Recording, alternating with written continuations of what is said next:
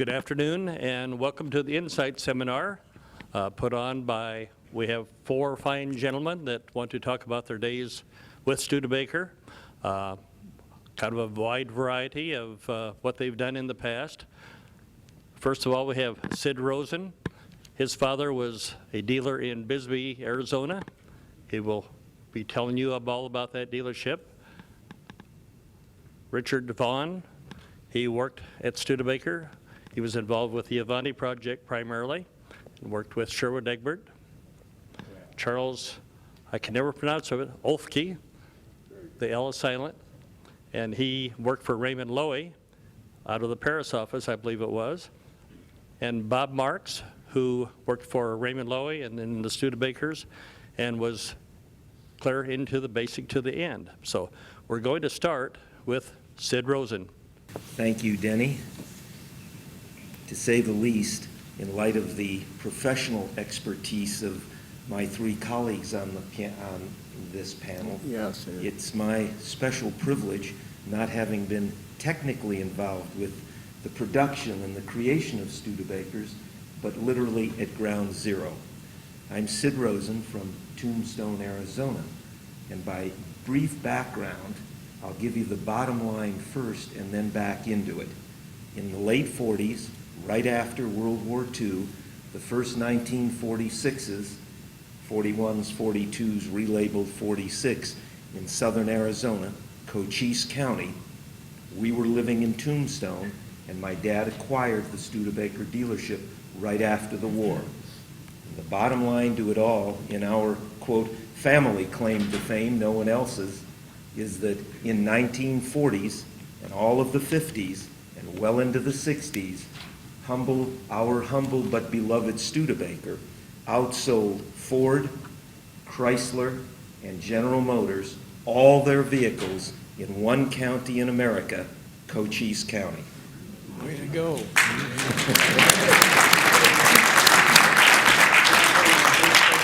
Quite an unbelievable statistic, but we'll document it. And I want you to know, you can't see it well, but these photos that I'll be referring to are on memorial display in Grand Canyon Garage in honor of my beloved mother and father, Gertrude and Fred Rosen. That is my dad about 10 years, at about 85, before we lost him just a year ago. And here was my dad, called a medical marvel at age 92, on the cover of a weight-building magazine, preparing to have delivered this presentation himself. We missed it by about 11 months, or my dad, may he rest in peace, would have been here. So my comments and remarks are yes for history and in memory of my father putting the needle in me as a kid that is still in my veins of there's one car in the world for, I'm sure, all of us in this room, our beloved Studebaker. So let's take it back to how we wound up in Tombstone, Bisbee with the dealership. My parents came out of Detroit because the winters were horrendous on my father's very difficult health condition, and wound up moving to Los Angeles during the war. And Dad had a, let's call it, higher-end resale automobile dealership, not a dealership, but resale vehicles on Hollywood and Vine during the war. And the movie industry people, there were no new cars, obviously, during the war. And so Dad, with high-end late 30s, early 40s, the gorgeous stuff we all love in the 30s, from the Duesenbergs up into the Cads to the Packards, et cetera, rare Studebakers around in those days, had this relationship and with the Hollywood producers. And long story short, the weather was so difficult on Dad's medical conditions that it was no better than the chills of Michigan. And friends in the studios were shooting a film in Tombstone. And there was at that time an alleged cure-all for everything that ailed you in Tombstone, Arizona. And my dad trekked across the deserts and was breathing and inhaling this chlorine gas crazy treatment that was making him feel like $1 million. And sold the dealership, the lot, Hollywood and Vine, the business, never owned the land, and packed us all up, my sister and I, and mom and dad, and we moved to Tombstone.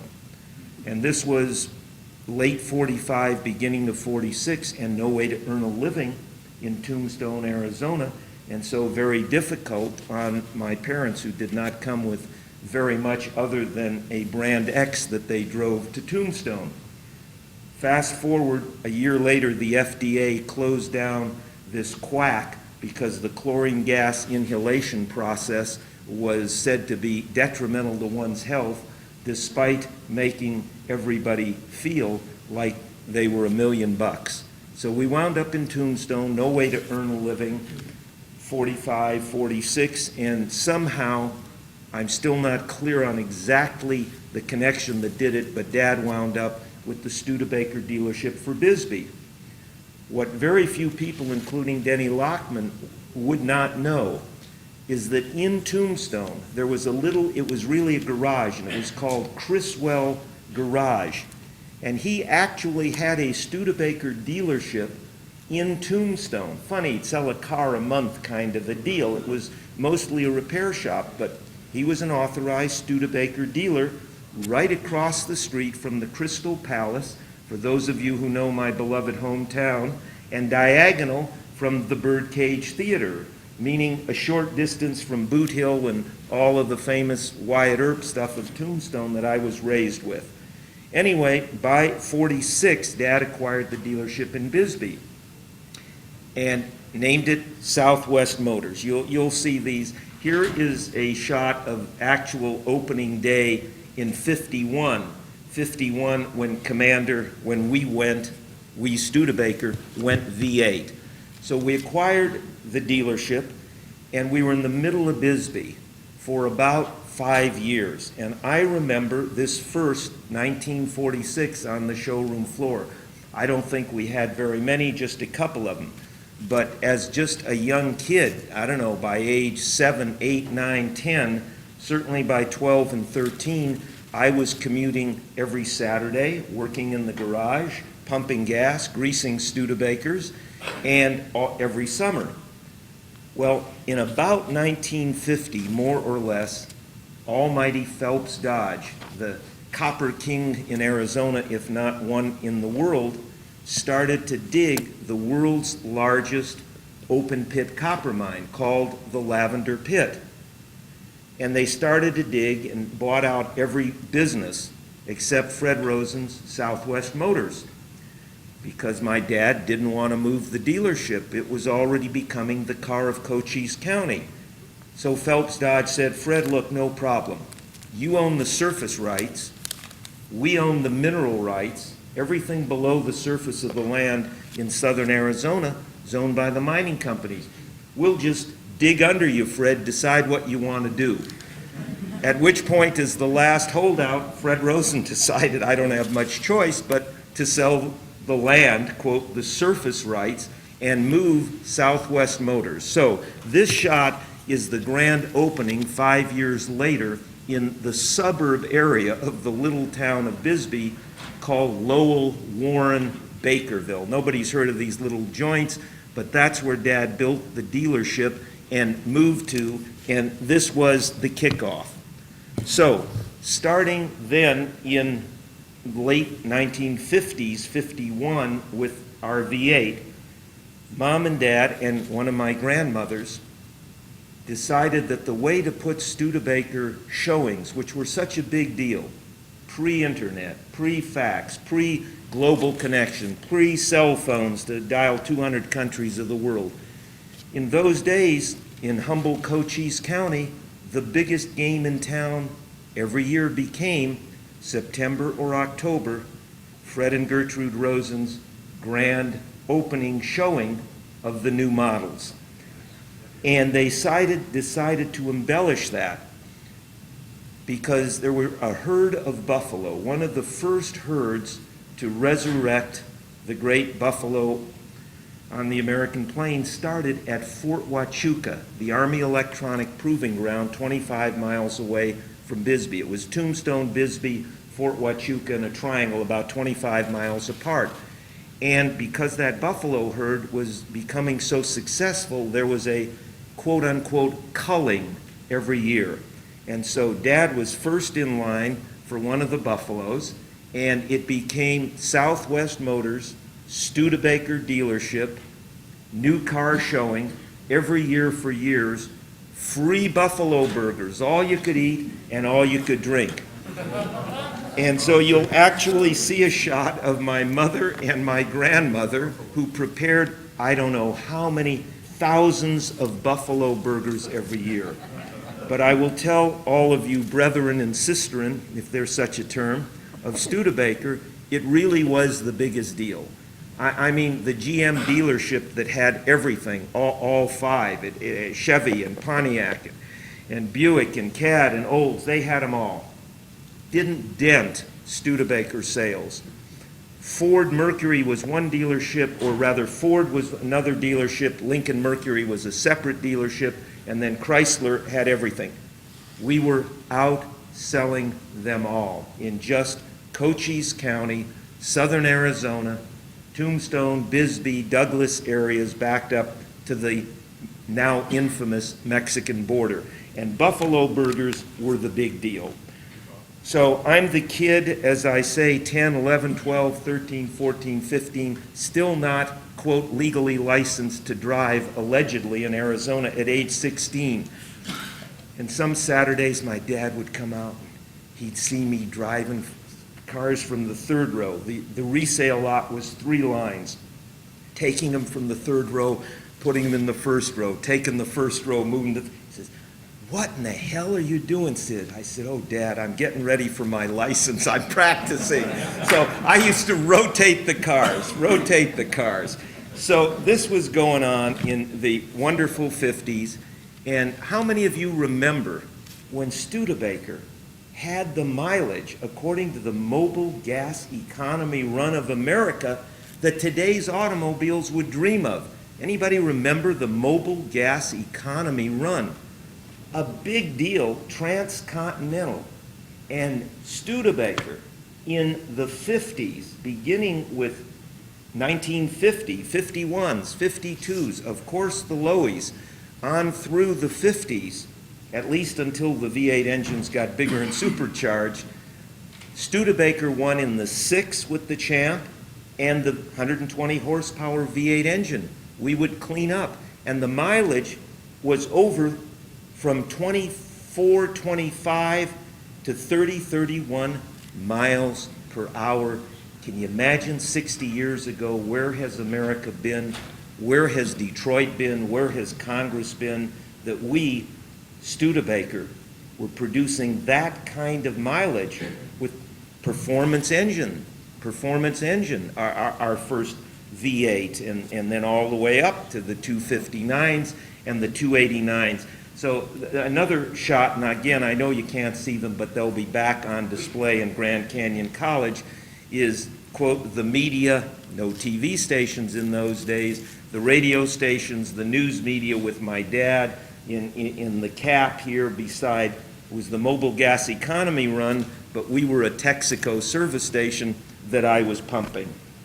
And then, of course, came to me and my heart and my veins the beloved Raymond Loewy, Brooks Stevens, the 1953 vehicle that, as we in this room all know, is often rated by far greater scholars than all of us together as one of the 5 most physically magnificent automobiles in the world.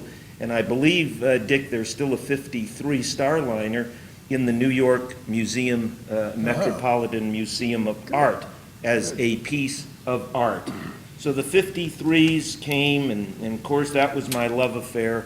And as I was saying to you, Bob, I kept saying, "Dad, I'm a convertible guy. Where is Raymond Loewy? Where are your friends in South Bend? When do we get the Starliner in convertible?" He says, "I don't know, Sid, I'm pushing them. Every meeting to South Bend." Anyway, then there, a shot, I was going through 60 years of photographs for this, of my father and my sister in front of a 54. who may even remember it was a turquoise top and a yellow body on the showroom floor for the grand opening. Well, so Studebaker was cleaning up, mobile gas economy run, cleaning up to where the other dealerships didn't know whether to stay open or closed.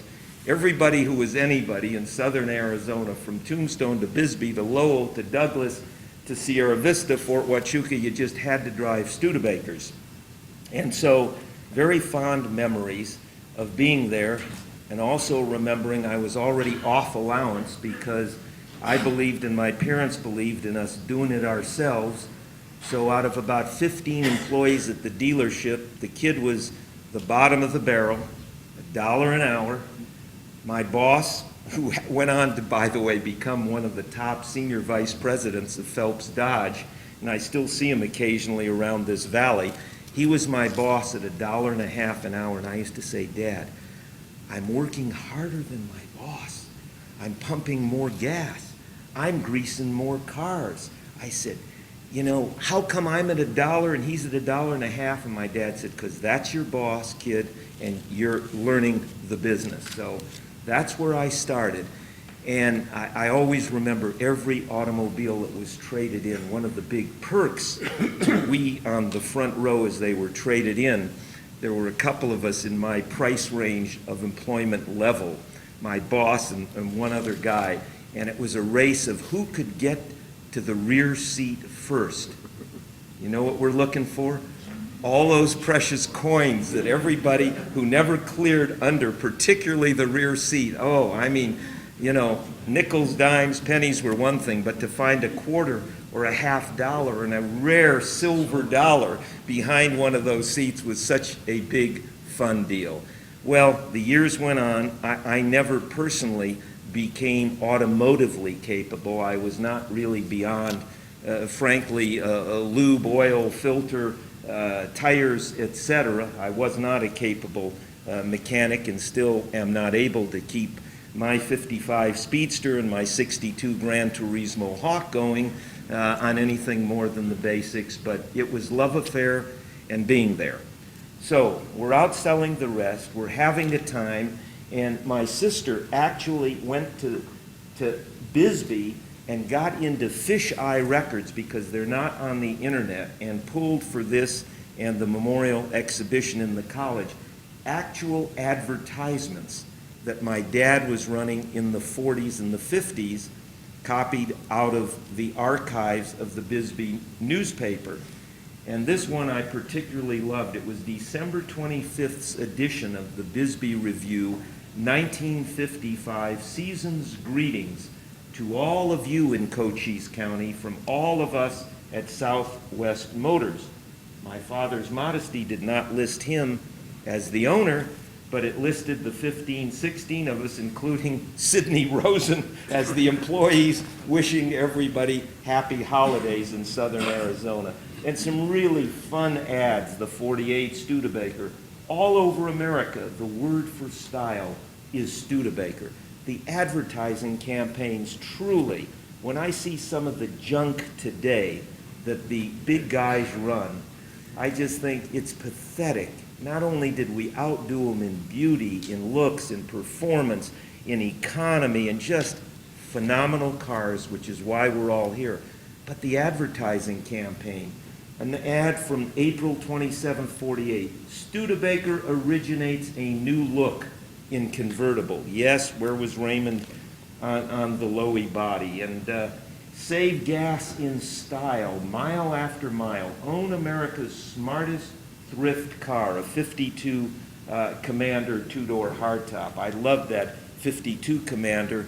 I always remember our service manager, a Serbian-American by the name of Bill Vukurovic, with parts manager, service manager. And he became, we really were buddies, or compadres, as we said down on the border. I mean, I was a kid. He seemed like an old man. He must have been in his early 30s.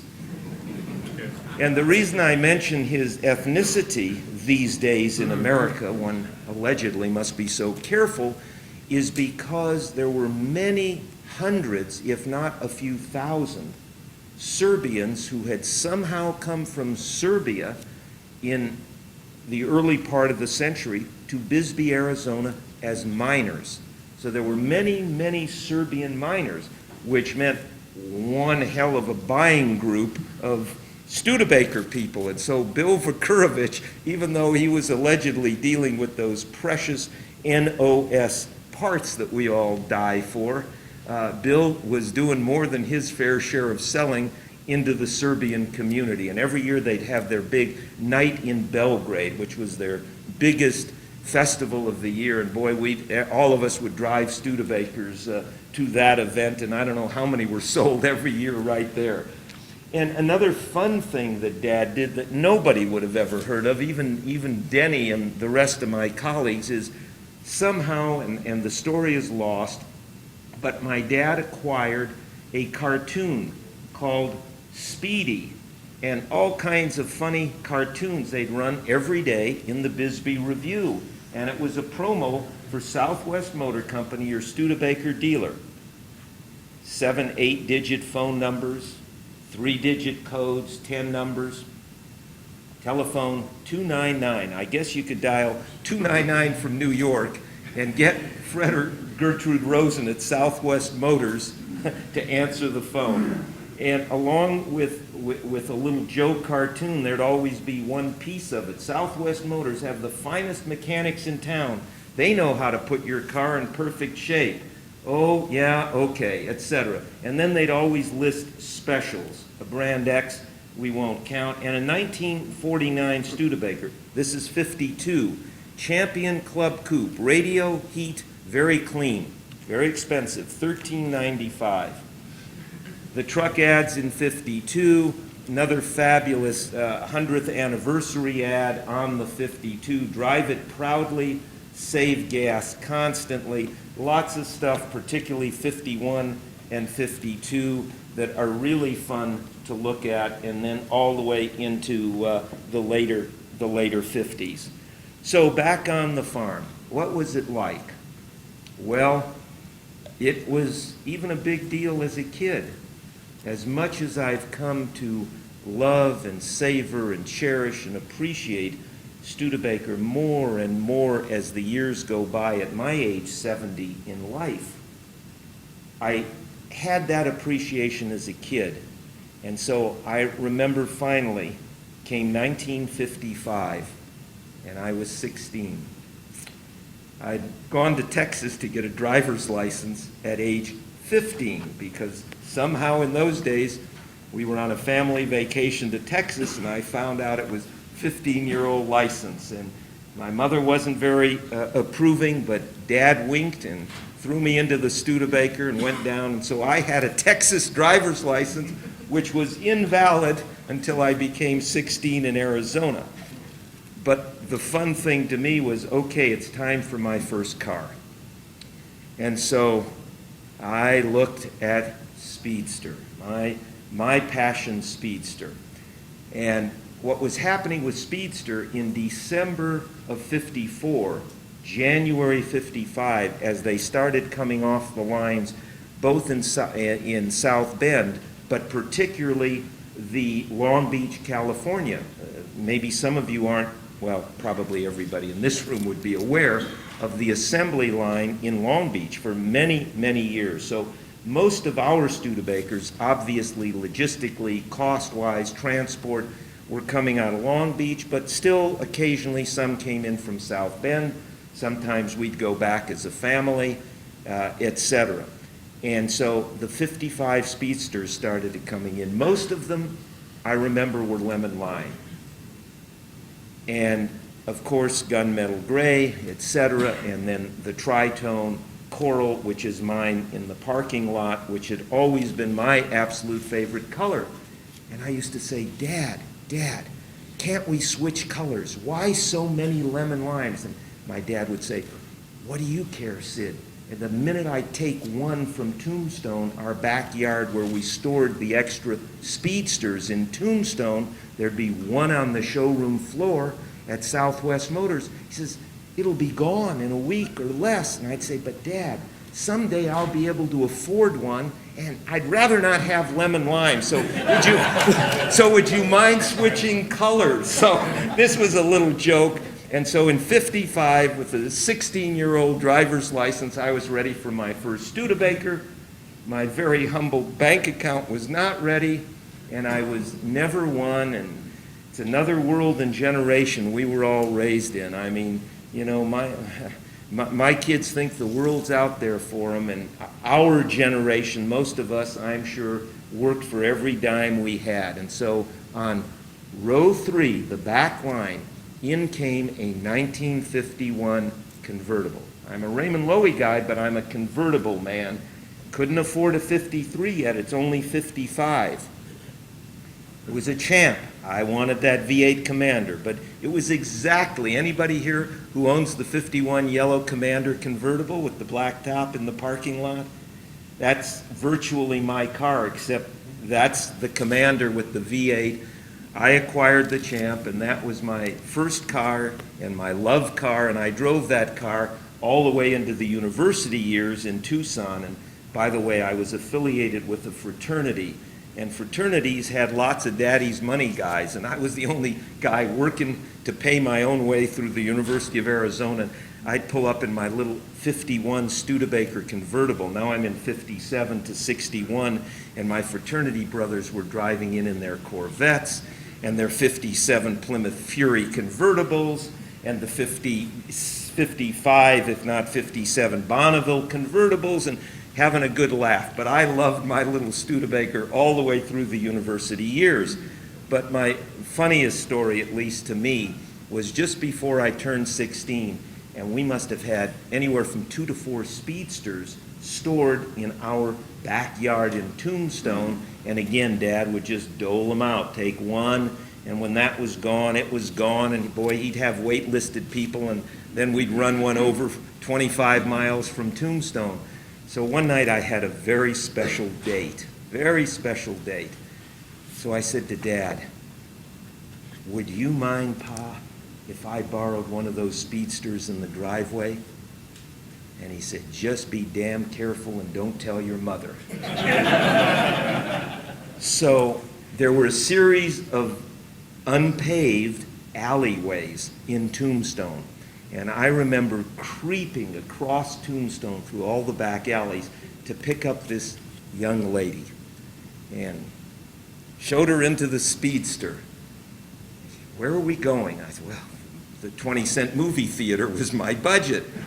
And so I started to try to get as close as I could to Main Street. You know, Tombstone's just a hole in the wall anyway. And I'm driving these back alleys, of course, creeping so there isn't a pebble mark on this speedster. And the lady says to me, Sid, is there some reason we're driving these alleys?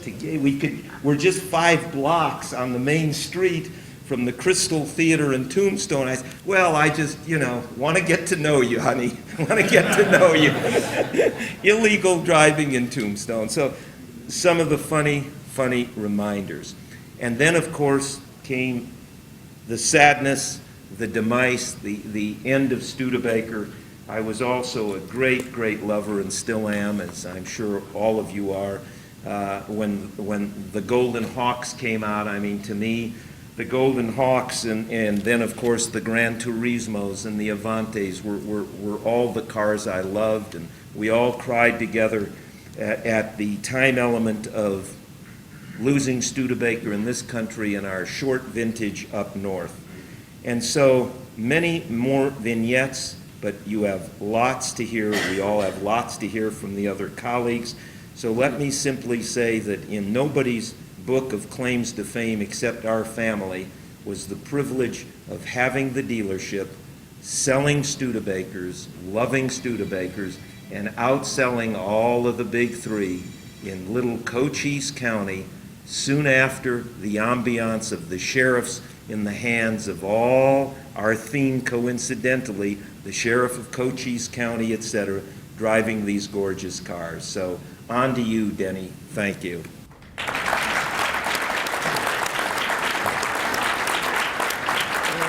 Tough act to follow. Patrick said, that's a really a great story, and Sid went on to become a very prominent attorney here in Phoenix, but if they still made Studebakers, he probably would have a dealership. For sure. I'd like to present now Richard Vaughn, and he'll tell his story about his experiences with Studebaker and Avanti. Okay. Well, my relationship with Avanti is considerably less than yours, Sid. I mean, you had the whole 9 yards. All I had was the last 2 years. But it was a thrilling 2 years, I can assure you of that. Putting this program together for the Avanti, what the main mission was to save the corporation. And we were reminded of that repeatedly. You know, if there's any quality problems, any reason that we can't get production, Sherwood Egbert would be the one right on top of it. And I don't know if there's anybody here from the manufacturing group, but Sherwood was quite visible in the plant. It was a very big plant. And his pet project, of course, was the Avanti. And that's about all I can talk about the Avanti. We didn't sell them, and I didn't make Larks. We just made Avantis. But he would be very much interested in the quality control issues and what could he do to put some weight on it. It was a quality manager's ideal situation. Holy cow, so many times I've been in automotive manufacturing all my life, that so many times it would be a massive confrontation between quality and the production guys, the numbers. It got to be quite a problem for the quality guys anyway, but not so with the Avanti, because everybody could see this guy coming down in his golf cart, and he was dealing with terminal cancer at the time, and he was quite a magnetic personality, a real thrill to know. Not always pleasant, as you might suspect, but anyway, the Avanti, and I'm going to just address the last couple years. I didn't get over on the Lark line too often, but the Avanti line was in an old building, the final assembly, an old building in the wintertime when the sun was to the south, and you could see the sign very dim on the side of the building. It said Studebaker Brothers Harness and Carriage. That gives you some idea how old our building was, but it made Avantis. It was quite interesting. But anyway, we got into some real serious problems. When I joined them, they were pretty well down the road, certainly long after the Ray Louis area. But anyway, we had a fiberglass body, which was 130 pieces that had to be bonded together most accurately and flawlessly. And our bodies were made over in Ashtabula, Ohio, and we were in South Bend. They were manufactured by Bob Morrison and Molded Fiberglass Company, made boats at the time, MFG boats, and also made the Corvette bodies, the very early Corvette bodies, which were on another line at Ashtabula. But the problem came up that when they would make the bodies, bond them together, and then paint them, and then load them up and ship them to South Bend, that didn't meet the quality criteria by miles, and we all became quite aware of it. So they needed somebody to get in the middle of Studebaker and MFG.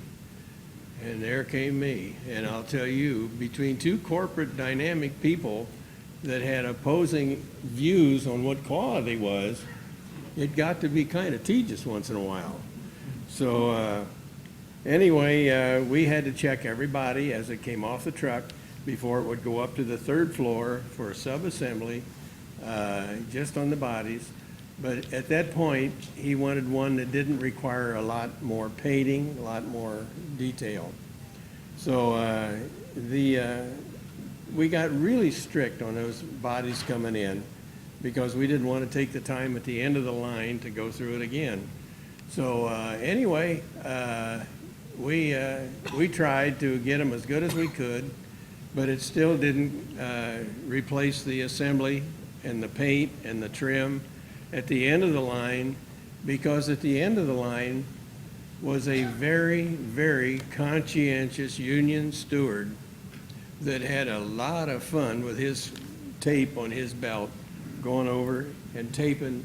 The thing looked like a battlefield casualty by the time Walt got done with it. And all of that had to be corrected. It had to go back through the paint line, through the doll-up line. Whatever he saw, it became a real moneymaker for the labor department, the union people. I was, at that time, very new to automotive and exceptionally new to a very strong automotive union, which was Local 5. And I won't get into too much about Local 5, but we had our problems, to say the least. My first encounter was a shift that wasn't working right, but the trim bezel had to be removed before he could get to the shift area that had to be worked. So I asked a mechanic to work on it to come over and check it out. And he said, well, I will when you do the rest of the job. And I said, what do you mean? He said, I'm not a fit and trim guy. You got to get a fit and trim guy to remove the 4 screws to take that bezel off so they could get to the mechanical end of it. That was my first encounter, and that was not, I mean, that was a very normal thing to see. Throughout the operation, it was like that. I'm not going to go as long as you are. I'm going to run down. But anyway, if they fall asleep, I will stop. They won't. They won't. But anyway, it was quite a thing to get that vehicle up and running and out the door, and with all the problems with the, no, not problems, never use that word, it was challenges. We had so many challenges surrounded on that vehicle because it was the first mass production fiberglass unit. Bob Morrison was good at making boats with match metal mold process, heated molds. And at that time, the underbody of the Avanti was the longest, the biggest chunk of fiberglass being made, except for his complete boats, but automotive-wise. So anyway, we got this thing down the line and started to get a few out. And what happened, there's a bonding material, and it seems like I'm talking more Avantis than Studebaker, but that was what I done. We had some sealant that we used on the top of the fender, and it was very subject to the sunshine. And we would have a beautiful car, we'd get it by Walt, and get it out in the sunshine, and little bubbles would start to come up. Well, you can't ship bubbles, and surely wouldn't call the head man down to see if it was okay, because there's no sense of doing that. So anyway, the road test guys, I should mention, they hired me to work in the fiberglass department for Avanti, which was there, and I started out working in between MFG and Studebaker. So as time went on, we had our own problems of fabricating the 130 pieces of molded fiberglass material and making a vehicle that looked presentable and acceptable to the power there.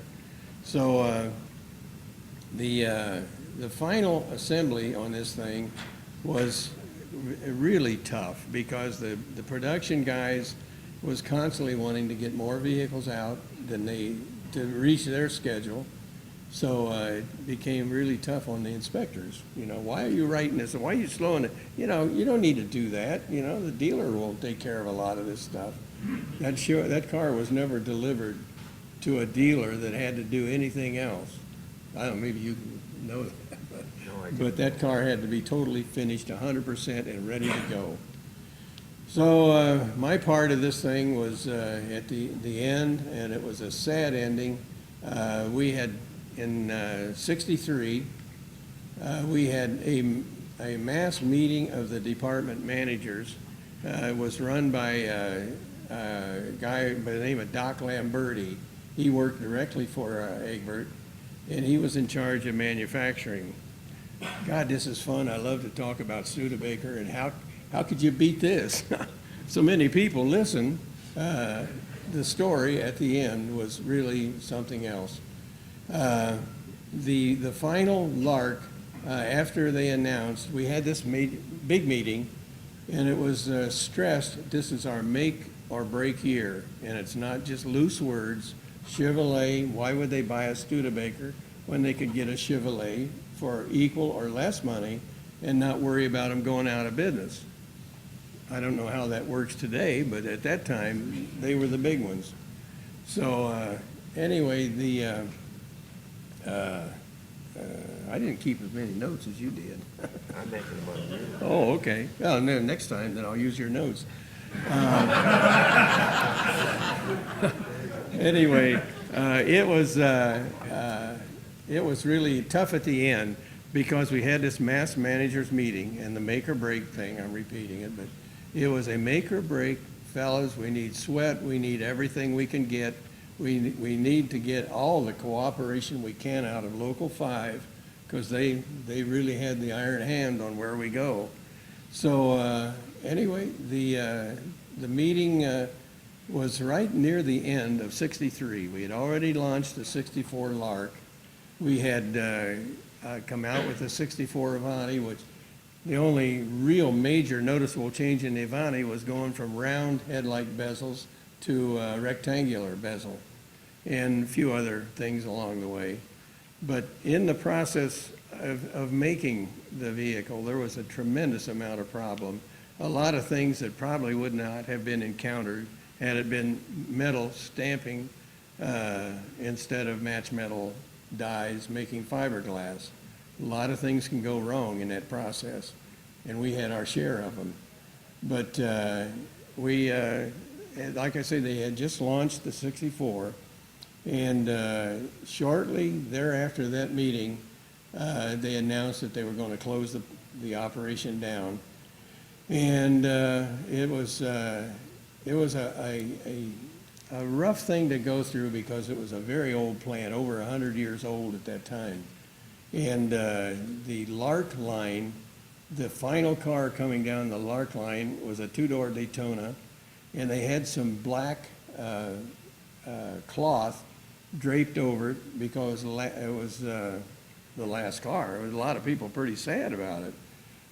We all were, and I think a lot of the union was very sad about it, but they were invited to make notes on the glass, and a lot of the notes were sentimental. Some of them were totally hostile. I think the one on the windshield was just another management fiasco. Don't think anything of it. But it wasn't. It was, in fact, the end.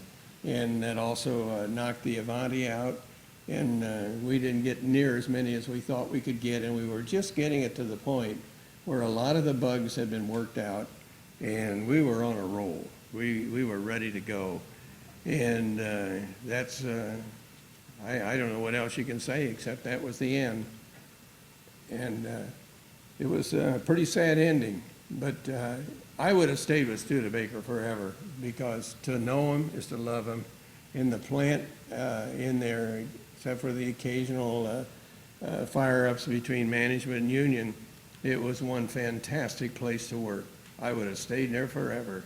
However, I went down the road, went from there to American Motors, and done a little job on American Motors. It became Chrysler, and on and on and on. I picked a bunch of them, but life has been very interesting, and this Studebaker has been a tremendous thing, and I'm real happy to be part of this program.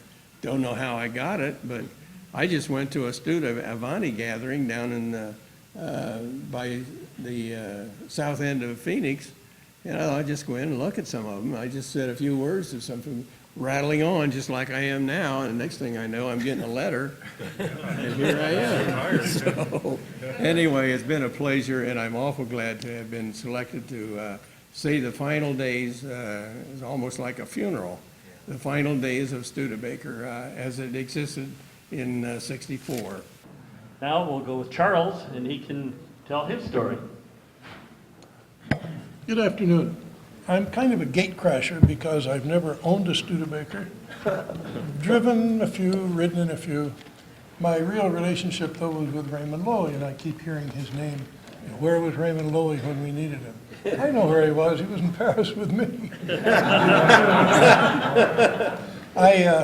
A little bit of my background, upstate New York, University, MIT, Boston, Fulbright to Paris, and I stayed there for 20 years.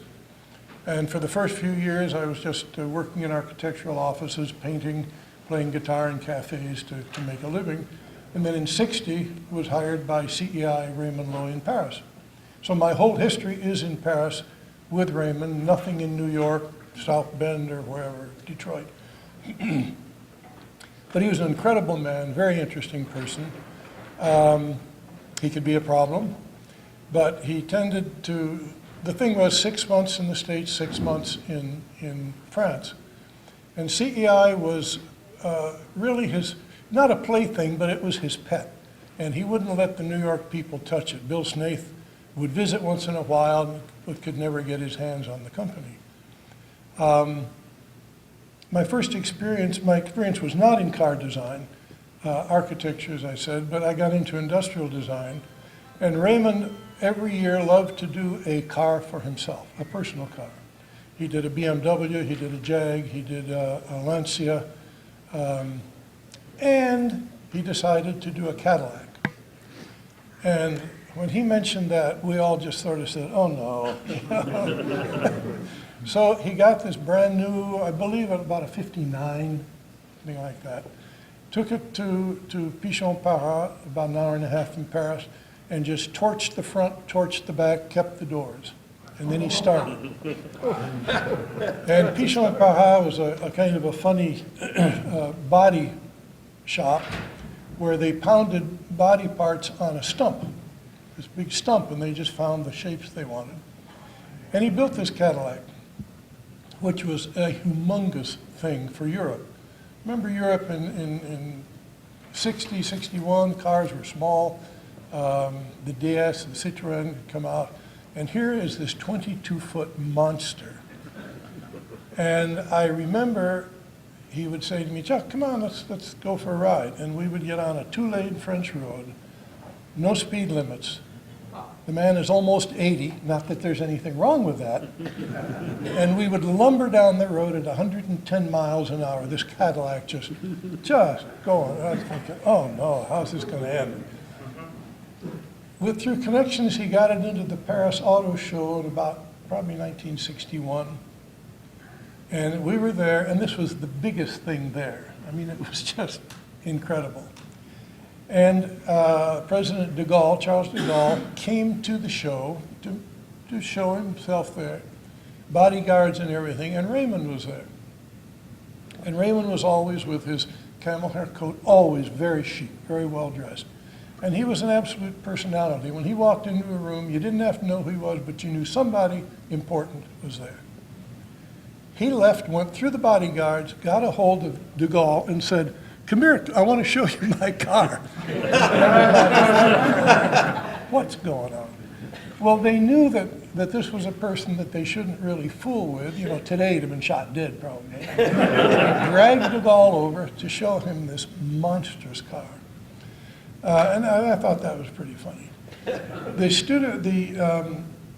experience with Studebaker was simply that it was, again, the end of the Avanti, and he had the job of doing a 2-door, 4-door based on the Avanti, and that's what he brought Bob Andrews to Paris to work on that. So I got involved simply because going back and forth to Pichon-Paras, I was the only American in the office, and I spoke French, and so I would take plans, changes, and so forth to Pichon-Paras, about an hour drive, hour and a half from Paris, and have these things changed. And the idea was that it had to be a drive-by presentation, and we did a 2-door on one side, 4-door on the other, so it went by one way as a 2-door, came back as a 4-door. And apparently, Brooks Stevens, I believe, was in competition for that. I never met the man. Personally, I never liked anything he designed, but I believe he was in competition. And Egbert came to the office. I just remember him as this enormous person. He would clump through the office, very big man. And it's about that time, I guess, that it all fell through and they stopped building. But Raymond had 2 Avantis. And he would always say to me, Chuck, take one of the Avantis for a weekend. And I don't like driving other people's cars. But to entertain clients and so forth, I would do it. And he did his own interior always with a plaid. He loved plaid. So you can imagine Avanti with a plaid interior. And then for a little town car, he took a Chevrolet Corvair, cut that, extended it, put a little kick up on the roof, caned the sides, and put a light off what you would have on the back of a boat with a blue light, so that when the chauffeur came to pick him up for theater or something, he could see the blue light and knew where the car was. But it was an incredible experience for those years. He was a wonderful person. He had called the chateau, but it wasn't really a chateau out in the Valley de Chevreuse. It was really a manor house that had been part of the road Rambouillet to Versailles, and the road went right through the house, under an archway and out another archway in the back. And he would, when my folks came to visit, he'd say, take the chateau for the weekend, tell Jean, who was the mayor of the town, give him a menu, whatever you want to eat, so forth. And he did, and then he would go to Saint-Tropez on his boat called the Loremo, which was Laurence, the daughter, Raymond, and the name on the back of the boat. After the Avanti and the car business went through, then he had the contract for Skylab and some of the space stuff. And that was probably the most exciting job he ever had, because he was so excited. A man in his 80s, not that there's anything wrong with that, but doing stuff for Skylab, and he just, pictures of him with spacesuits on and everything. And then when that ended, of course, Skylab was up for many years, 10, 12 years, I believe, before it finally, destroyed itself. We had a contract with the Soviet Union, which was the first ever that the Soviets admitted or contracted for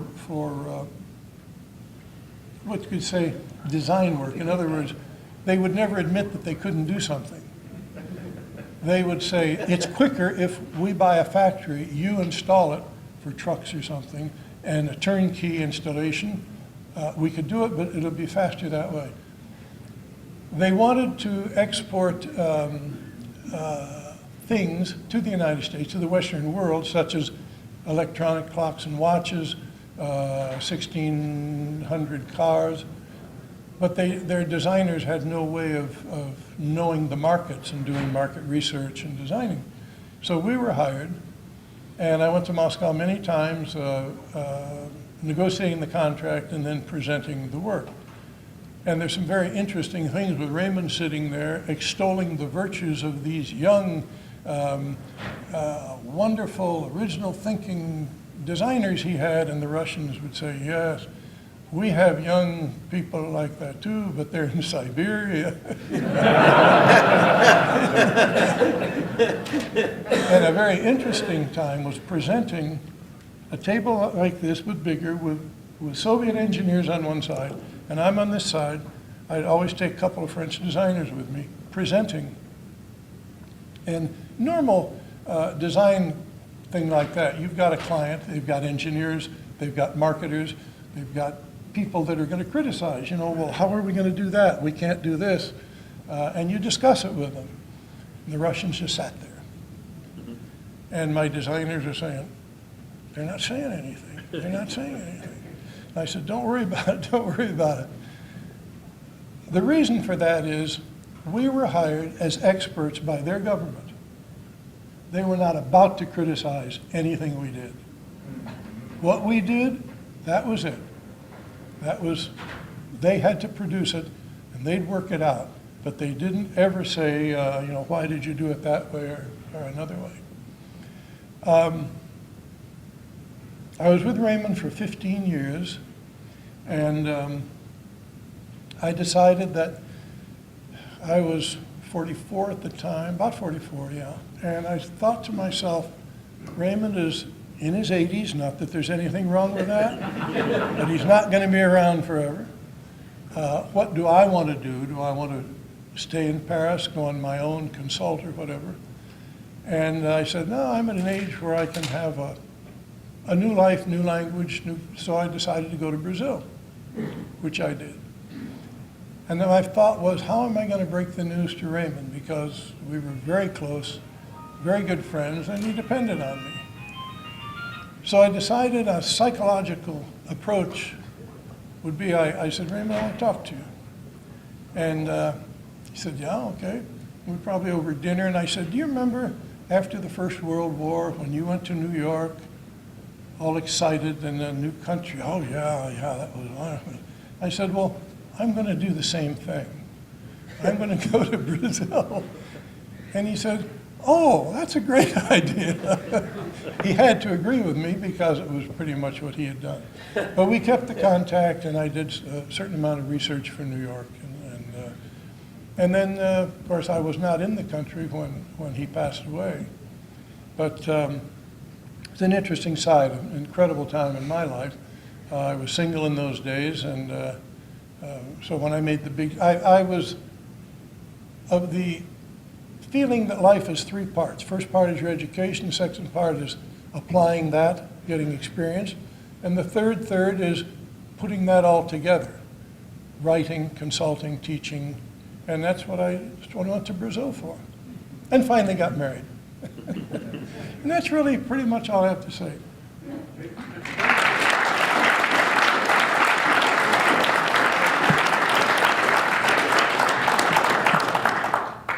Thank you, Charles. That was very interesting. We always like to learn about Raymond Loewy and some of his designs. Now, Bob Marks, you are up.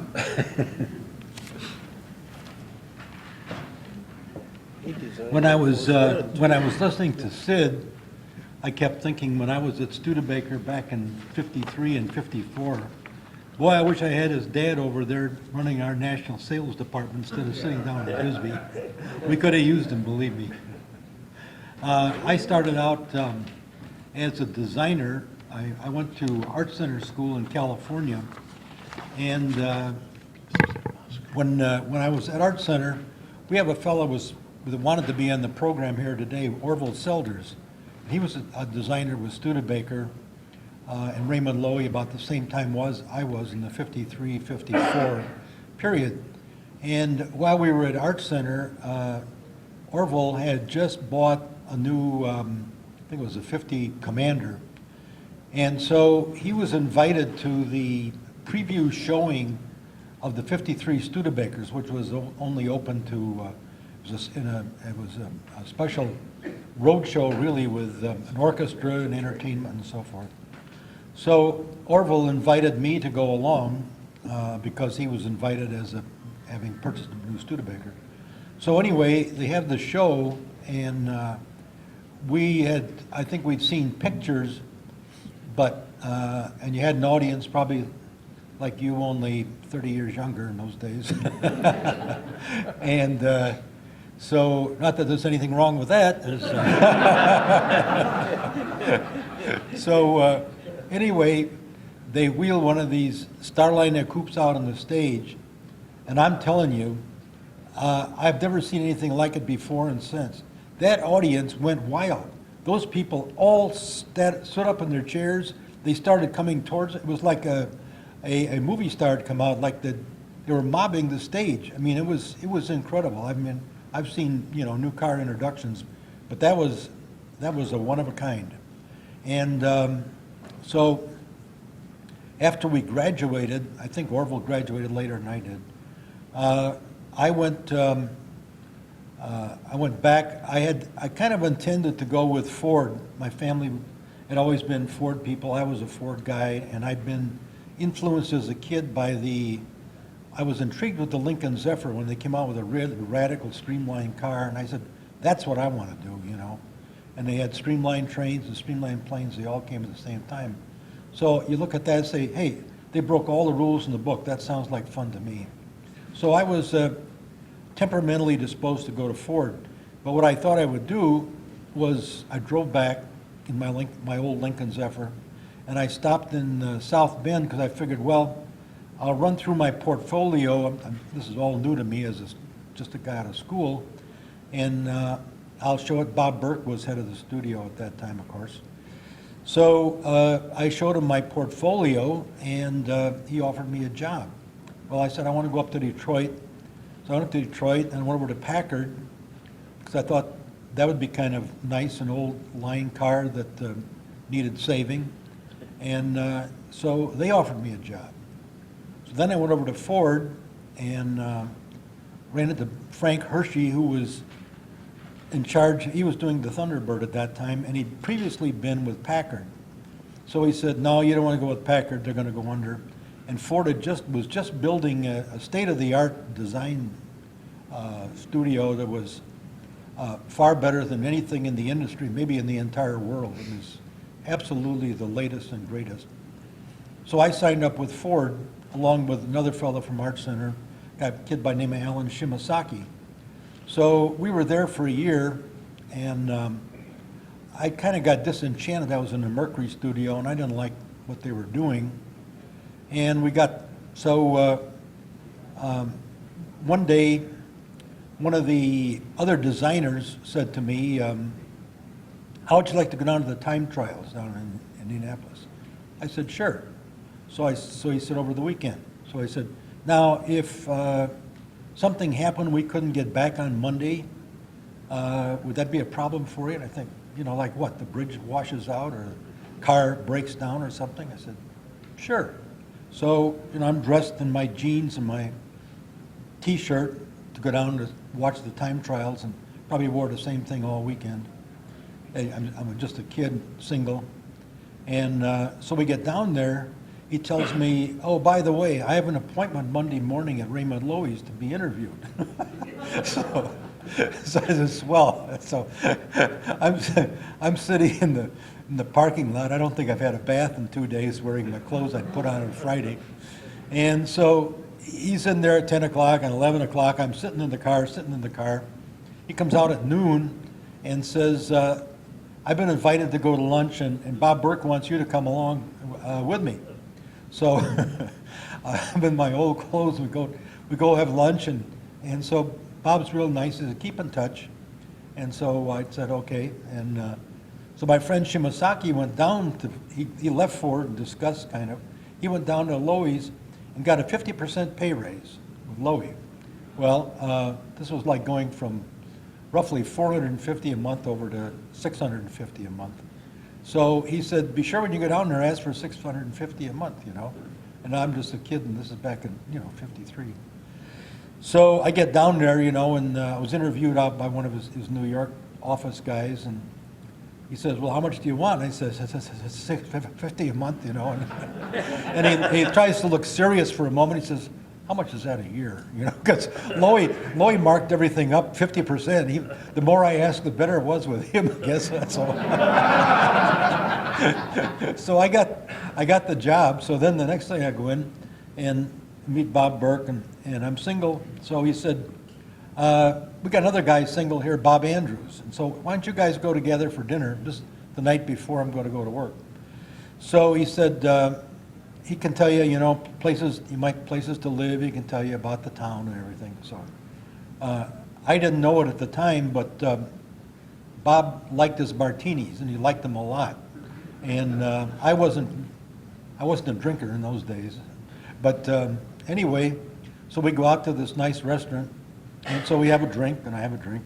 So pretty soon he has another drink. So I'm with the Loewy guy, so I'm going to have a drink and I want to get along. I don't want to alienate, the guy. So we kept going till about 10 o'clock at night, and I don't even remember eating. So anyway, the next morning, I have a hangover. I'm an hour and a half late for my first day of work. And so Bob Andrews goes to Bob Burke and says, well, I had Bob out with me last night. That's probably why he's late. So I came in an hour and a half late. Nobody said anything. So I realized this wasn't going to be like the Ford Motor Company. And I used to say, this place is anarchy. I said, this place is like out of control. but I realized, you know, in retrospect, years later, it was the greatest, probably the greatest creative environment I was in. I mean, the people, the point was, that's now how you get really creative ideas, is to have a really buttoned-down organization. It really, and I said, in retrospect, I realized that a lot of my even success in later years, in retrospect, I attribute it to the time at Loewy's and the ability to think for yourself and do things for yourself and not get tied down or trying to do what the rest of the industry is doing and that sort of thing. So unfortunately, Loewy lost the contract in early '55. So they closed him up, and they were unhappy. And Loewy was probably the best asset they had, only didn't realize it because they had screwed up the manufacturing. They didn't realize that the four-door sedan, initially, they weren't capable of even building them on the same line as the coupe because they had a different platform, and the company hadn't thought it through. So '53 was really a disaster. They started building, and the union was no help. The union was a big drag on the whole corporation, and they all had a bad attitude. And not only that, they were irresponsible. They held the corporation up to where the corporation was not like Ford or GM where they could take a lengthy strike. So they had to acquiesce and pay them high wages. So we were aware at the time that it probably car for car, same level of equipment and quality and everything else, it cost 10 or 15% more to build a Studebaker than it did a Ford or Chevrolet or Plymouth. So we were fighting that. So the main thing we really had to sell was the styling, particularly of the coupes, because the sedan was not a well-designed car. As style-wise, it didn't translate. So they lost the contract, but we stayed on. Some of us stayed on and worked for Studebaker and then Packard. And I remember the day that the announcement for Packard came in. One of the draftsmen came into our studio and he yells, "Hey, I hear we're going to submerge with Packard."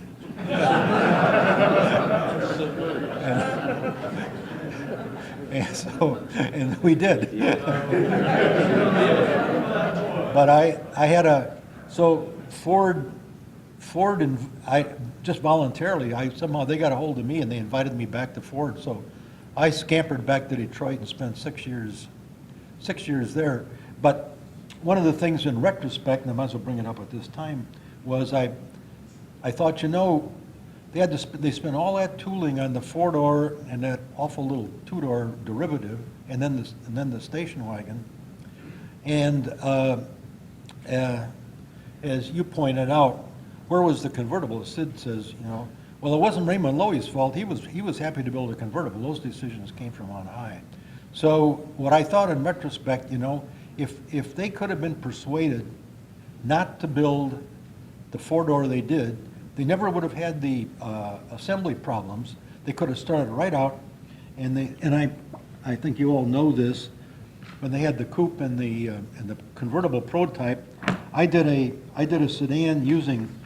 I simply stretched the coupe and made a four-door sedan version.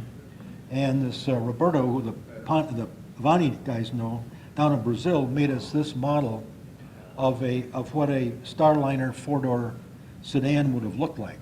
Now, the other interesting thing about that is that I saw a survey at that time, and of all the American cars, GM, Ford, and Chrysler, 20% of the public liked the Studebaker better than anything anybody else made. At that time, their market share was 1.5%. Can you imagine if we would have had a four-door, a convertible, and even a sport station wagon to introduce in 1953, and we could have built them from day one with 20% of the people wanting vehicles from a company that made 1.5% of the cars in the country. The whole story to my opinion, would have been different, and it might have even carried through to this day. They might be alive and well, except there's one problem. I understand it, was that you could not have talked management in those days into accepting the idea that it was logical to build. They would talk about, well, it wouldn't have the headroom or the legroom or something. But even now we see with the new Mercedes CLS and the new Porsche four-door fastbacks, they talk about the four-door coupes. And I didn't know why they called the Mercedes CLS, and to me it's a beautiful car, it looked like it came right off the drawing board. Why they called it a four-door coupe. Well, I opened the door and got in the back seat, and when I said, now I know why they call it a four-door coupe. Because you get in the car and say, well, we told you it was a coupe, you know, so. But these cars, the back seat in the coupe actually was, I owned a 54, and then I owned a 61, and then I owned a 62 GT. The back seat was, it was small, it was like a club coupe, but actually it was decent space. If you'd stretched it out, it would have been completely acceptable. So anyway, that was my 53, 54 story. Well, then, as I say, I went with Ford, and I was with Ford until 61. And but having gone to school in California, there were a couple other lot of designers. Oh, when I was at Ford, just before I went down to Studebaker, the 53s had just come out, and we had somebody came through our studio, and all of us designers, we bought models of 53 Studebaker. We're racing them on the floor of the Ford design office, and we're trying to convince management that this is the way to go. Well, if they had done this car and the convertible, and there'd been waiting lists, and dealers had been getting over MSRP for Studebakers all over the country, you can bet your shirt that Detroit would have sat up and taken notice. And I'm sure, I think that those cars could have changed the whole look of the entire industry if they could have had the foresight to understand the potential of that particular market. So I went to Ford and was there for 6 years, and 3 of us decided that we were, the weather in Detroit was really dismal, and so we decided we'd like to go and become designers only so we could move back to California, because we knew that to move out of Detroit, you'd have to get out of the car business. So we left Ford one by one, and I had picked up I think it was a 1-year-old 62 Hawk, GT. Really liked the car. I bought it on Van Nuys Boulevard in Van Nuys. And I was reading, you think you were the last days there, Studebaker. Oh, yeah. I was just nicely getting started. Yeah. I read about them closing South Bend, but they were going to build in Hamilton. Yeah. And so that really intrigued me. So I got in touch with Hamilton and explained the business I was in, as we had a design and advertising company, and said we'd like to be considered to design your 66 automobiles. So they agreed, and by that time we had found that California was a tough market, and we had established, I think tried to establish an office in Detroit. Well, maybe have 2 offices. Well, when we got the Studebaker account, which wasn't really that big, except that it was such an interesting project, we consolidated everything and moved back. We had an office in Dearborn, and so we got the contract for the 66 and the 67, and we met all the time. We met with Gordon Grundy, who was the president, and what a wonderful guy he was, and Harm Arnold was the chief engineer, and we did everything with them. They liked everything we did. They appreciated everything we did, and we were trying like heck, figured to try to save a 116-year-old company. And you know, like the last years of Hudson and Packard and so many of the others were in a frantic attempt, they'd pile on all kinds of chrome, and you could tell that they were frantic, and the cars looked like heck. We said, that's one thing we're not going to do. We're not going to be panicked into making this look like a pile of junk that's trying to be something it isn't. So we were very restrained. We put in a quality interior. We found a beautiful brocade. We looked at the colors on Lincolns and Cadillacs to get some really understated, some beautiful colors.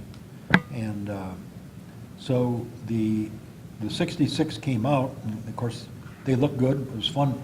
It's kind of like having your own little car company. I go up to Hamilton and see everything there was what we did. And so we were working on the 67s, and they didn't give us really any clue that it wasn't going to happen, because I think they probably knew more than they were telling us. But I think Gordon Grundy was sincere in, he was really trying to keep it work going. But he was at cross purposes with the corporate management. They wanted to use Studebaker cars, all their tax credits as the tax laws carry forward, and get rid of the car division entirely. It was worth more dead than alive. And so I was taken by surprise. We had the 67 prototype. If a lot of you have seen pictures of it, but I raised the rear bumper way up, and we raised the front bumper to what we could, and did some other detailed changes on it, and I think improved the looks of it and really freshened it. So it definitely looked. So it was a facelift, but a pretty good one. And so we had the mock-up, and they'd approved it, and then all of a sudden in March, we got the word. I think I was flying in an air from Detroit to Milwaukee, and I picked up the paper and I'm reading they're going out of business. And so we talked to them, of course, afterwards. Well, one of the funny things happened in the meantime, because we had taken on ourselves to design, I have drawings here, of a lot of proposals for like 1969 and 70, what you could do realistically with trying to keep the existing basic body shell, the platform and the windshield and the four doors and the roof, and change the front and rear ends. And also, all of the time, we were very conscious of, we figured, to the extent possible, we want to make it look like a Studebaker, which basically meant to try to pick up all of some of the design themes that had been in the 53 and in the Avante and the Hawk, because there were a lot of them seemed quite compatible. So we made a bunch of drawings pretty much on our own. We weren't really paid that much of it all to do that, but it was a labor of love. And we even came up with an advertising campaign. And I realized that there again, they had the money. They were in the black, just barely, but they were in the black. They could have afforded to retool for the 67. They had the money, and Grundy and his crew had the will to do it. And we had redesigned interiors, we had a redesigned exterior. Everything was approved and on the road to being in time for introduction. And so when it was chopped off, I think it was Harm Arnold, the chief engineer, said, we took these 66 cars to the auto shows, and they were really well received. And he said, we had a number of dealers wanted to carry the line. He said, and we had some big dealers wanted it. He said, but what happened was the corporate headquarters had put out a rule we didn't know about. They said, no new dealers. They're trying to get rid of their dealers. And so he joked about it. He said, they were afraid you guys were going to put them back in business. So I scratched my head on that one. I don't know if I like that or not, but anyway, the other thing was happening then, and I've talked to other people, because of the Canadian laws, they could import cars. Some of you know this, of course. If a company imported cars into Canada and exported an equal number out, they could avoid a tariff penalty on the cars coming in. So they were working on a deal with Toyota and Isuzu to import cars in and export Studebakers out. So there was actually a plan to, in fact, there were prototypes made up with, I think it was the Isuzu, and they had with Studebaker nameplates on them and everything else. They were going to sell compacts as Studebakers. So you can see where that could go if we could have, if they would have allowed us to expand our dealerships, and the people that wanted to take on the franchise, we could have brought out the 57 or 67, and then brought in a compact to complement the line. I don't know how far it would have gone. I'm sure we could have gone a couple more years anyway, and then who knows, what might have happened then. But I also said at the time, and in fact, I've got some copies here. There was an article 2 months ago in Hemmings Classic Car by Pat Foster on it was a series, and the last two were on the years that I worked on the Studebaker. Another mistake they had made just before us was they made the announcement that we're not going to make any changes. We're going to try to be like Volkswagen and make a car. Well, that was the kiss of death. I mean, people could read between the lines. If they hadn't said that, and we could have, and because there were even some innovations with that fresh air thing where the air came in, the heater air, and went out through the trunk, that was a good idea, because you're taking heat and cool your trunk. And I don't know why anybody hasn't picked that up. But the guys were smart and they were aggressive. And so if I had known that they were in the quandary that they were, I would have suggested that we put out a billboard campaign of ads for the 66 and have prepared one for the 67s. And with the billboards, you can put the billboards right up adjacent to your dealers or right near them. So you're not wasting, when you only have a small number of dealers, you're not doing a mass national advertising where 80% of your budget is wasted. And then I also would have released to the press, and they would have run them, photographs of your Studebaker's plans for 1969 and 70 and into the future.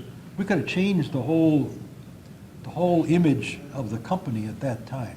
And like I said, I'm realistic. We had a lot of problems, and it might not have gone too far, but we sure could have gone a couple more years anyway. And I have one of the things we did was I have these reproductions. We had a larger one. I don't even know what happened to my larger one, but I had a billboard made up because the exterior wasn't that much changed, but we had one called New Luxury Studebaker, and this was a preliminary sketch. It would have been tightened up and everything, and it would have been made bolder as a billboard. But the whole idea was that with our premium interior with the brocade, I had one of my designers, my partners, it was Marcks, Hazelquist, and Powers. Jim Powers had been in charge of designing all the interiors for Lincoln Continentals and Mercurys before he joined our group. So he had a lot to do with this, and we came up with a really elegant solution for interiors. And I've often said we had a terrific design staff. It was very small. It was only 8 or 9 of us. But I said, person per person, I'll match it. I say man for man, we're better than Ford or General Motors in terms of we didn't have any dead wood. We couldn't afford to, for one thing. But every guy we had was just top notch. So, and I got a nice letter from Ed Challenor that was in South Bend. That was president of South Bend, and he complimented us on how good our work was, how creative we were, and how much he felt of it. If we could have continued, that it would have been very successful. So the illustrations here, I can we might show. This was a case of where we took the existing body, modified it slightly here, but did it back in more or less like a 53 and 54, and the nose was you see it looks like an Avanti there, but we also had a version in which we had a hawk grill on it, and that was one of my favorites actually. And this one is less change. This is more minor change, with the front end left the same, and just a different back end and different chrome. And again, a little dabbling with the roof to put an extra window in there to get a little different proportion. And this was an update of the 53 Starliner double grill with a kind of an Avanti type fender.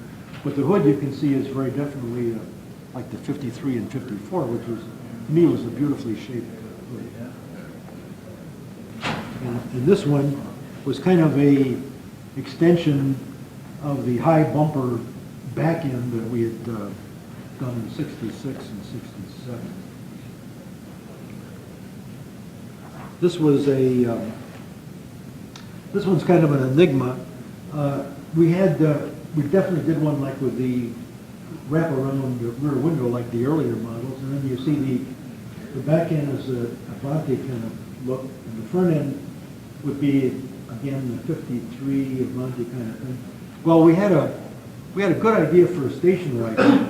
I said as an applique, this was gonna be like engraved leather, hand tool leather look on a station wagon. Well, one of the designers went ahead and put it on a coupe, which wasn't really the best place for it, but we were so busy, everything was going on, so. But that was one thing I liked. Now this design here, what we did, this is completely unique. The idea was that with the existing body from 65, 66, and 67, you're stuck with a more vertical windshield and this kind of dated look. But we decided that if we would use it to make an elegant car, so you have a very formal styling here, so that it takes advantage of that, so it doesn't look out of place. It looks like you intended to make it look like that. So those are the kinds of things we were experimenting with. I've got some small drawings that we can you can come look at, and I made even some duplicates of the. I have the drawing here where I took the 53 and 4 Starliner and simply expanded it literally, kept the rear quarter but moved it back. And to me, I tried to come as close as you would actually be in terms of if they had built a four-door Starliner sedan. So it's all basically to scale as to what the car would be. In those drawings, I made actual size. I made a side elevation and I made a plan view. Pardon? Oh, I made a side view and a plan view and a front view, and I sent him down to Brazil, and of course he made this model. While it's not completely accurate, it gives you a pretty good idea of what the car might have been. Another thing, which I'll leave the drawings out for, that I had shown the Avanti people, I think as Charles mentioned, Raymond Loewy was brilliant, he was talented, but sometimes he kind of went over the edge on some of his car designs, and you wondered, you think, well, those aren't really gonna put them in good stead with people because they're a little strange. But let's see if I can find it here. Back in 1928 and 30, that era, he came up with a patent drawing. I'll leave them out here so you can see, in which I see what he was pointing out, that in those days, as you recall, you can think of like a Model A for a lot of cars, the hood came out and then the body like this was, so the whole front end was, you designed a body and then you just stuck a front end on it, and there was no flow through to the look of the car, or like a Model T or a lot of the cars of that period. But even then, he envisioned that you would integrate the entire body side and hood into one single shape, and he actually got a patent on it, and this was his drawing. But what I noticed about it was that the unique kind of lowy look with the back angle to the doors and the windows, and just a feeling on the car. So what I did, out of curiosity, I took that drawing, and with almost no changes, I superimposed a 53 front end on it, and the scallop, and some of the detail changes, and they fit perfectly. And then I did an Avante, and I put the Avante design right on this 1928 drawing, and you can recognize both cars, the Avante and the 53 Studebaker, and you can see how the character of those cars and the 1928 patent drawing, the similarities of all three. And I'm kind of scratching my head on that one, but it shows that, to me, that for whatever reason, there was a Lowy idea that got translated through decades of design and ended up in two outstanding cars. So that's basically what I have to say on the subject here.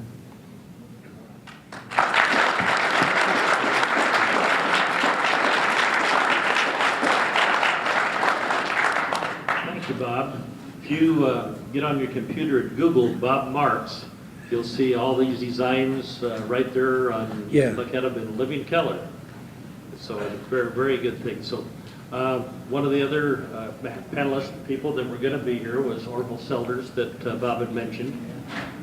Unfortunately, his wife got very sick and he wasn't able to come, but he is another very interesting man, having worked for Lowy starting in, I believe, 1953. But one of the funny stories he tells about is he bought a brand new 54 black Starliner, and he had it, and he was kind of the young designer. So when Raymond would fly into South Bend, into the airport, they would say, "Okay, Orville, you go pick him up. Go get your car washed and take him down there." So Orville would go out to the airport, pick him up, and Orville would say it was Raymond, Orville, talking back and forth, just very casual. They'd get to the office, everything serious. Mr. Lowy, everything was just absolutely perfect. One of our other people who was going to be here was Jim Quigley from Australia. He was going to tell about his working for Studebaker, but unfortunately his wife had surgery and was unable to make the trip. So, are there any questions of any of these gentlemen? Oh, just a sec. Sid has something to say here. No, I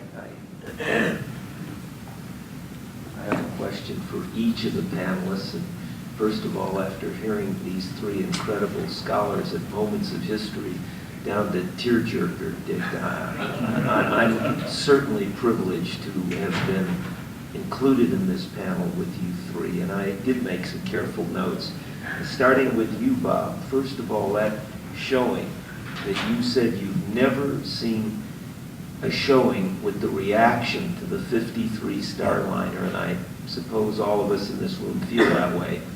That was in Paris? No, that was in Los Angeles. Oh, that was See, Orville and I were going to Art Center School in Los Angeles. Was that the first showing of the 53 Yes, Starliner it was to a, the world? it was a preview showing. I don't know if it was in the world, but of course, the West Coast was a big market. And so it was an advanced showing before the cars were in the dealerships or anywhere else. So nobody had seen a car in the flesh until that moment, at least on the West Coast.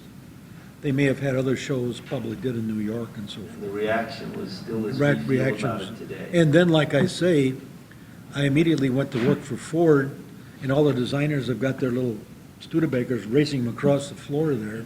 And, Unbelievable. and some of them are bought new ones, you know. And did I quote you in my little note correctly that it's your theory, as close to this whole situation as you were, that had Studebaker concentrated on the Starliner, made a convertible out of it, our dream, Yeah, right. and took the Starliner lines into a quote four-door coupe a la Mercedes Right, today, right. that those really might have been the difference. And you could have made a sport station wagon the same thing. You remember this, was it the Volvo P1800, a little station wagon they built? Volvo P8. Yeah, Volvo. They could have made one at this scale of these cars. It would have been dynamite. I have a story of my own on that in a sense. When I went with Chrysler, in fact, I was telling him. Can't hear you. When I went with Chrysler, we were talking about convertibles. They said, well, actually, I'm the guy that brought back the Chrysler LeBaron convertible, because I'd been living in California, and when I went back to work for Chrysler, the Eldorado had been the last car, had been out of business for 5 years. So I proposed, I was in product planning, so I built a convertible show car for the auto show. And when the corporation, they were very skeptical, but then when they saw the car mobbed at the Detroit Auto Show, they knew they should build one. But then later on,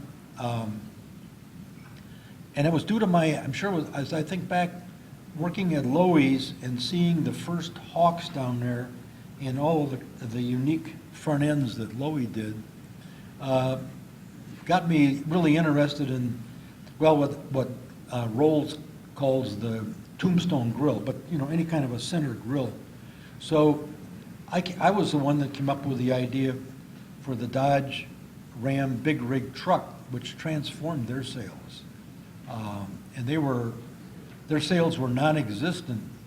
They were selling 60,000 a year, and their sales tripled the first year, and they went up from there.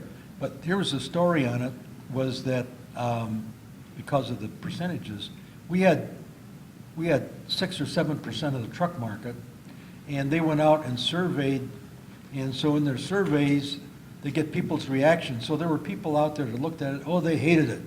Other ones didn't like it, they were going to stick with their Fords. But they found that 20%, there's the magic number, thought it was the greatest thing they'd ever seen. So they said, well, we only got 7% of the market, so let's go for the 20%. And immediately, in 1 year, they had jumped from 7% to 20%. And that's the problem with Studebaker. They didn't understand niche marketing. There again, they'd have even had greater leverage. If 20% of the people love the looks of your product and you're only making 1.5%, you can, I mean, I saw it work with the Dodge trucks. I know it would have worked with Studebaker. I was going to tell one more story about, keeps bringing it up. Raymond Loewy would actually came in usually on the 20th Century Limited on the train, I think. Thursday night it was a routine, absolute routine with him for a while I was there. So what would happen is we'd work all week because they'd have a showing on Friday of updates, clays to bring in management. So he'd show up Thursday evening about 6 o'clock. And so he'd come into the studio and look at a coupe there, and I remember him doing this. He'd go up to the coupe and he'd say, Bob, why do we do this? And he would take a piece of aluminum foil and stretch it around the hood to make like a scoop or something on the top of the top of the hood of the car, you know. I mean, the show is tomorrow morning, you know. So, and so Bob would say, that's a good idea, Mr. Lowy. And so, so they'd start working every night, every Thursday night. You'd work, and in fact, everybody knew what you were supposed to do. We all worked all night Thursday night. And then at 7 o'clock in the morning, we're all there, you know, sweeping up the broom and everything and cleaning off the clay off the ground. And so then Lowy would come in and the management would come in at 8, and we'd all go home. So we all had Friday off, but we worked all Thursday night. And it went on and on and on. And Mr. Lowy, I don't know, they never figured it out. Why didn't he come on Wednesday or Tuesday or something? And why did he insist on a change every damn time he came? It was the fastest production car gone at that time, and I don't think Corvette was even in the picture as far as speed race or competition. But they made an excellent showing out there. That was a lot of Granatelli. Granatelli was the promoter. His brother was the mechanic, and Andy, if he's in here, he's not in here. I could tell some wild stories about that. I don't know if that answers any part of your question, but I know Studebaker Avanti was on performance at that time. Did you have to move the body plant from Ashtabula to South Bend? Did that have to happen? Did that happen? No, sir. The problem was where we were marking up the cars as they come in from Bob Morrison. And you can't even start to imagine the dollar cost that Studebaker was saying, we're not going to pay for that damn fix. It's their fault. They messed it up. They pay for it. Bob Morrison said there ain't no way that we're going to be doing that kind of detail. So therefore, we're not going to pay. Studebaker says, we're not going to pay you either. So that was a real conflict. And I was actually right in the damn middle of the thing because I had both spots, but I'm talking about a rock and a hard spot. But after the pretty much of a blow up with MFG, we started making our own framing fixtures and doing our own work. Had great big exhausts outside the building to carry out the dust and the fiberglass and the fumes from the epoxy and all that. The intention was to do it all right there, and I think we were well on the way to do just that. Made quite a few of them, and they were well framed. But the earlier ones, we had a lot of problems with the doors. The bottom of the doors had to be split from inside and pulled in because we couldn't get them to fit. There was a lot of, that's just one detail, there were many things that we had to do to fix a Morrison vehicle. But they geared up. They made match metal molds. They done a heck of a job of getting on board. But as far as what you're referring to, I don't know. My end of it was trying to please Granatelli, the performance end of it, and get the doggone things out to Bonneville. So, do you have something else to say? I have a question for our two Avanti experts that I think and hope would interest everybody here. Bob and Chuck, I've never been clear on the separation or segregation between Raymond Lowy's studio and what they worked on versus the in-house continuing Studebaker design team. Was it a model by model split? Did they overlap? Was there no Studebaker in-house design team at times? What's the take, and how would the two of you distinguish between what Lowy was doing for Studebaker versus in-house? You want to give your version and I'll give mine? Well, here's really what happened. I think I'm pretty close to accurate. Raymond Lowy started designing Studebakers. I think maybe the 37 or 38 was his first design. So he was the designer of record from that point on up until 1955. And now in the middle, Virgil Exner was on Lowy's staff, and on Lowy's staff, but there was Studebaker management and I'm not sure if Gene Hardig was the guy, there were some people that liked what Exner was doing and maybe didn't want to pay what Lowy was charging. But so there was a little fifth column work going on there where Exner was apparently working on the side, doing some stuff, and then there was a split, and then Exner was independent, and then some of the credit for some of the details on the 46 through 51 cars is in question, whether it came from Burke or whether it came from Exner, and I'm not sure that anybody knows for sure. I've got Burke's book, which a lot of you may have, and he's got the sketches of the 51 with the nose, of the spinner nose on it and so forth. And but Lowy was a designer of record from 37 to 38 right through 1955. Then he lost the account, and then Studebaker's staff designers, some of who had been with Lowy before, but then stayed on with Studebaker, they designed the Larks and the facelifts on the Hawks and so forth. And then there was a merger with Packard, and some Packard guys came down, Bill Schmidt and Duncan McRae, Drunken McRae they called him, and good talented guys. But and then Brooks Stevens came up with the 62 GT, plus he had other designs that were never done that he proposed. Well, so then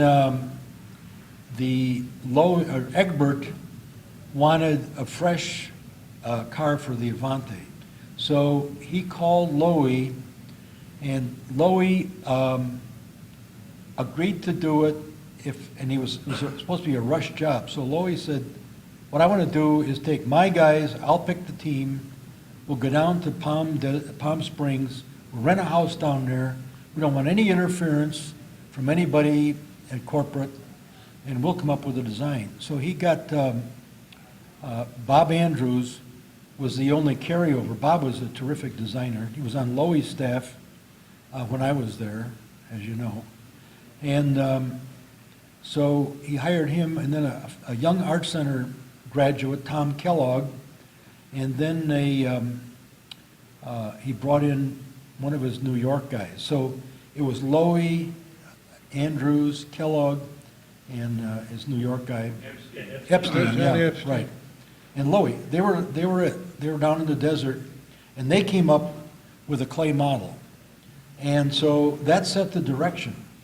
Then, what isn't known by most people is Bob Daler was a terrific guy. Was one of my closest friends. He'd been a designer with Ford. Then he went with Studebaker. He was with Studebaker and Lowy all the time from maybe 51 through 64, I think. And he was a master at surface development. He was the old engineer type that if you said, it's a nice day out, isn't it, Bob? He'd say, well, he never agreed to anything except for, he'd give you some details, like the guy that ask him what time it is, he tells you how to build a watch. He was a perfectionist. He was converting, he took a 53 Starliner, black one, brand new, took it in his shop, and never drove it out in 2 years. He put in a tan leather interior, and he put on flush Ferrari-type door handles, and because he didn't like the stamped stainless steel. Well, I was over at his shop one day, and he's working on a piece of brass, and it looks like the Ferrari door handle. I said, well, what's that? He said, I'm duplicating the Ferrari door handle. I said, well, why are you doing that? Well, the Ferrari door handle is made out of aluminum. I don't like aluminum, so I'm making it out of brass. I'm going to chrome plate it. Well, that's the kind of guy he was. But he did the surface development, and so Bob probably deserves an awful lot of credit for the really looks of it, because he took this little clay model and brought it up to full scale. The seats were his idea. They came out, they were patterned after an Alfa Romeo. So that is my understanding of kind of the evolution of the design of the Avante car itself. So Lowy was definitely in charge of that. but with a little different crew than the crew he had back in the 30s and 40s and 50s. So was there in-house Studebaker design? Yes. Between 38 and 55 also? No, No, it was strictly. except for this period when Virgil Exner was working kind of on the side for the engineering department after the war. I was just going to add a little bit to it. Remember, I'm not a car designer, and I was in Paris, but I knew these things that went on, and what Bob said is true. Raymond was good. There was not really in the New York office ever a car design studio or anything like that. It was Loewy Snaith, it was store interiors on the Snaith side, industrial design on Raymond's side, but he had that ongoing relationship with Studebaker. And he did that. With Johnny Epstein and Bob Andrews and I became very good friends in Paris. And Tom Kellogg, just a little house in the desert near his Palm Springs home. And they hacked out basically the Avanti. Then the same team, without Tom Kellogg, came to Paris to do that adaptation of the two-door, four-door based on the Avanti. And that's when I got to know Bob Andrews, because as Bob said, he liked a martini, and it got the best of him. And he had real problems. So when he was in Paris for that long period, he and I became very close, because I'm not a drinker. And I took him out every night in Paris, and we did a lot of things, but we never, touched the bottle. I can't imagine that in Paris. No, there are other things to do in Paris. But Tom Kellogg did go on to date Laurence, Raymond's daughter, who passed away a couple of years ago. And I knew Laurence only as a little girl in the office. At one time in Paris, his apartment was part of our office. So he and Viola and Laurence went back and forth through the office to get to their apartment. And then finally, they started living out at L'Essence Chateau. It was to be a Studebaker production car based on the Avanti, which was so successful, and it had to be a drive-by presentation. And Egbert came to our office, and I think it was done out at Montlhéry, and this handmade prototype drove by one direction as a two-door and came back the other way as a four-door. But it never was produced. Are you aware that those two cars have just surfaced? Those two cars still exist, Probably. and they have just been put in the museum. I did not know that. Uh, You must remember, I've been away from CEI for 35 years. Not that there's anything wrong with that. You seem to be the only one, I mean, really, when this thing's over, I want to talk to you and find out what you can. We had just purchased those cars, Uh-huh. and they've been turned over, but nobody knows very much about them. You're No, with the museum? They're in the museum. I mean, you're with the museum? No, I'm with the Keystone Club in Pennsylvania, and we just donated a $10,000 shot to help pay for those Oh, cars. okay. but can I ask you a question? You say those cars. Yes, Well, we did one. Did Brooke Stevens do the other or something? I have a point. Only in the last 2 months, I was even aware that I had heard about them, but they just surfaced. Yeah. And there are two of them, and they thought that there's two of them in the museum, evidently that Brooke Stevens did, and these two were to have been done by Loewy, by the Loewy design. Well, I know that we did one. I don't know that where a second one came from. One was done for that presentation, but remember I also said, I think that I remember that Brooke Stevens was in the competition for that Yes. contract. And I don't know what he did. He was kind of a nasty word in our office, Brooke Stevens. But I know that we did the one prototype, and I used to run back and forth to L'Essence where it was, the body work was done. But I don't, What color was it? oh, I have no idea. I never saw it painted, or I did not go to the presentation. I'm even wondering, I know that Mr. Egbert came to the office, and I'm almost wondering if the presentation ever took place or if it was all called out. I just don't know, because everything was crumbling about that time. But I know that one was done, yeah, that we did one. That's our knockback design or fastback design? Oh, boy. Well, it was, I mean, you have to remember, the Avanti was going to save Studebaker.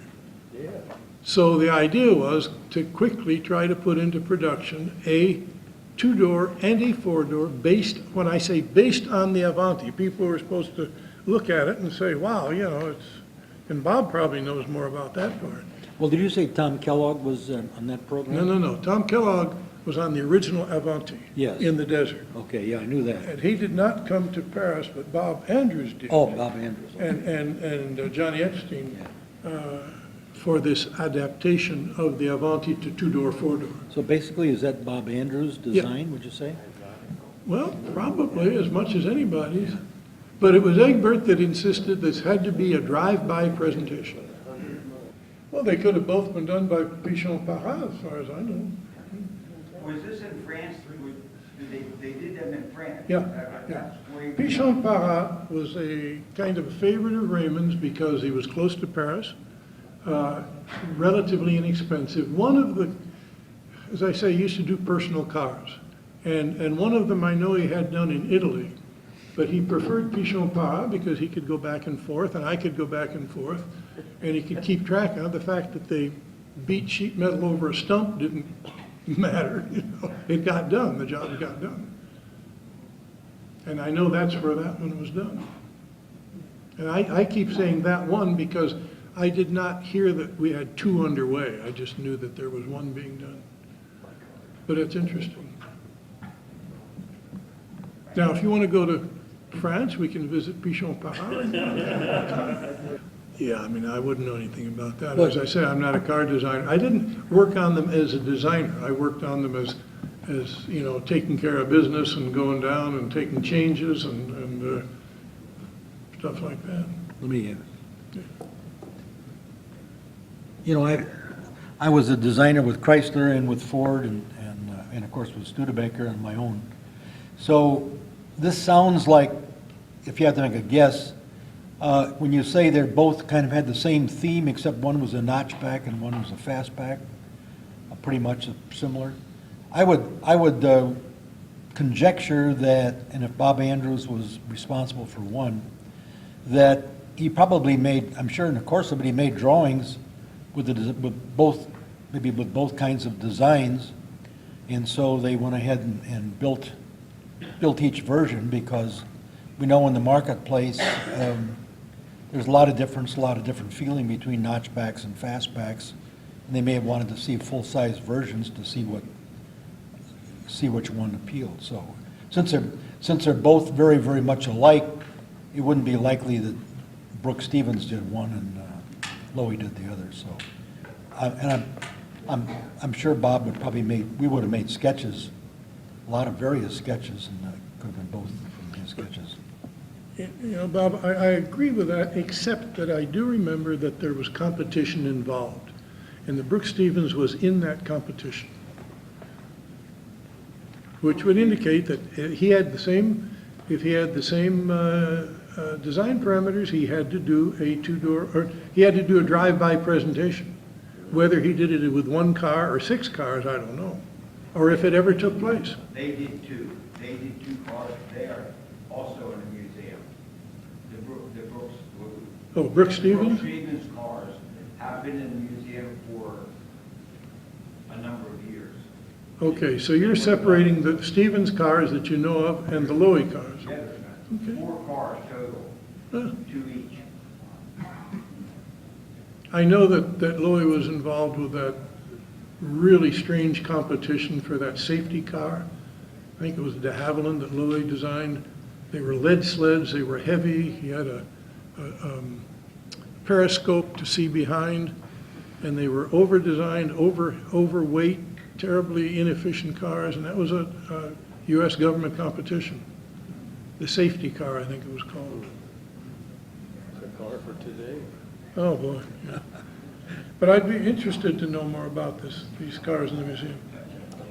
Just another little aside, John Epstein was really Louis's right-hand man in New York.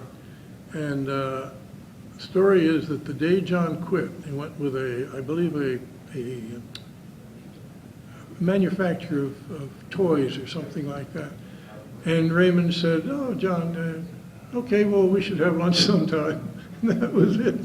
After years of being his sidekick, John had just had enough. Okay, thank you, gentlemen. Appreciate all of you coming. We've learned a lot today, I believe. They'll be up here you can come up and visit with them if you like and everything. And again, we thank you very much for coming.